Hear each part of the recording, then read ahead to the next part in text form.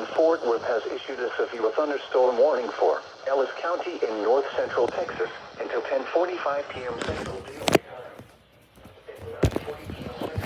Time. A severe thunderstorm was located near Maypero, or 11 miles southwest of Waxahachie, moving northeast at 25 miles per hour. Hazard: ping-pong ball-sized hail and 60 miles per hour. Source: people and animals outdoors will be injured. Expect hail damage to roof, siding, windows, and vehicles. Expect wind damage to roof, siding, and trees.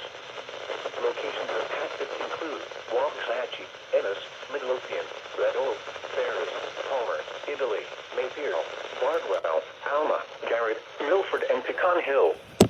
This includes the following highways: Interstate 35E between mile markers 378 and 408. Interstate 45 between mile markers 247 and 266. A tornado watch remains in effect until 10 p.m. Central Daylight Time for central and north central Texas. Protection: get inside a sturdy structure and stay away from windows.